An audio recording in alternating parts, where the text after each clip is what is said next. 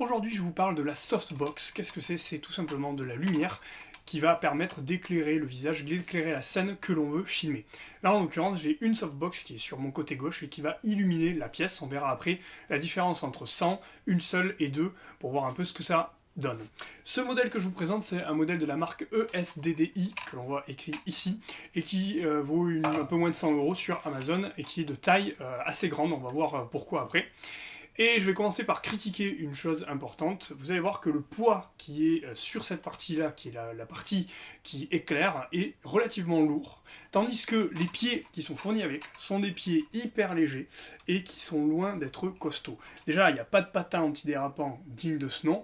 Et ensuite, un petit coup de pied va faire que ça tombe. Donc je trouve ça complètement aberrant d'avoir un bon produit ici. On verra après que c'est quand même très costaud et j'ai l'impression que c'est quelque chose de correct. Et à l'inverse, avoir des pieds qui ne tiennent rien, c'est complètement abscon, parce que sur une scène de tournage, on va pouvoir facilement mettre un coup de pied dedans et faire tomber l'ensemble. Donc là, on va être obligé de les stabiliser en les accrochant quelque part, et c'est franchement très très dommage.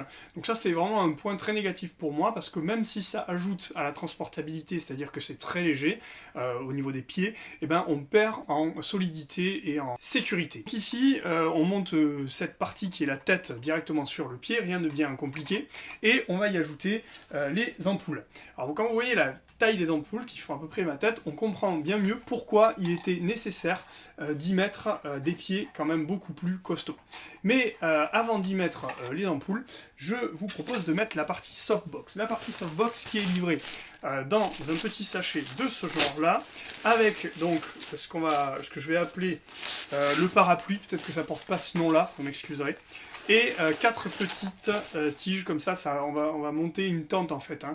Voilà. Alors je montre le détail du montage assez rapidement dans une vidéo, mais ça va effectivement tellement vite en accéléré que c'est juste pas la peine. En gros, et je voulais le détailler ici pour éviter que vous ayez à vivre le même genre de solitude que moi, on va devoir en fait mettre ici ces petites antennes là sur quatre coins différents.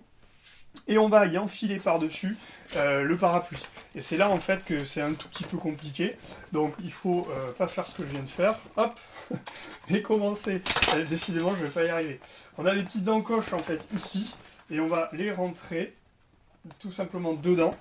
Et ensuite, une fois qu'on en aura mis deux, on peut même mettre les 4 d'ailleurs. Donc c'est la partie grosse, il y a une partie fine ici et une partie plus grosse. C'est la partie la plus grosse qu'on va mettre dans le parapluie et qu'on va ensuite monter au niveau de la tête ici. Donc voilà ce que je vais faire ici, je passe comme ça, et c'est là qu'on comprend qu'il vaut mieux pas qu'il y ait les lampes encore, parce que sinon ça va pouvoir être un petit peu dangereux. Alors une fois donc la softbox, le parapluie monté, les 4 lampes posées, on comprend mieux pourquoi il est important d'avoir des pieds qui tiennent bien, tout simplement parce que quand ça va tomber, et ben ça va tomber directement sur les lampes et ça va les abîmer.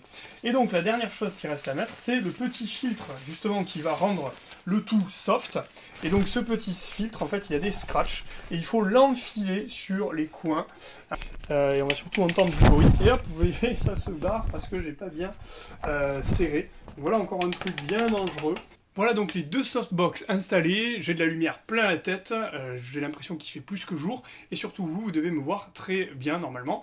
On va s'amuser donc à les éteindre pour voir tout simplement la différence. Donc voilà la lumière naturelle du jour, un jour où il fait pas très beau et juste avec une fenêtre sur ma droite, et quand on remet les softbox, eh bien ça change tout, on me voit beaucoup plus nettement, beaucoup plus clairement, et là comme je filme avec un téléphone, donc un iPhone, la qualité est bien plus élevée et bien meilleure, la définition est bien meilleure, tout simplement parce qu'il y a plus de lumière et que l'iPhone se comporte bien mieux en lumière naturelle, en lumière extérieure en fait. Alors c'est sûr ça remplace pas un éclairage extérieur naturel, mais ça permet de tourner des vidéos à son domicile avec une bien meilleure qualité et une bien meilleure luminosité.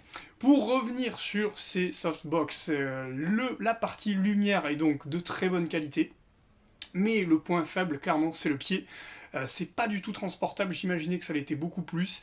Là, il faut monter quand même 8 lampes à l'intérieur des plafonniers, fixer cette partie plafonnier, mais ça s'appelle pas comme ça, sur le pied, déployer les pieds, monter les parapluies avec les tiges, avec la partie filtre devant. Donc ça fait beaucoup. Et c'est vrai que moi qui suis habitué à avoir un équipement plutôt mobile, ben là je me retrouve avec un équipement de tournage assez lourd.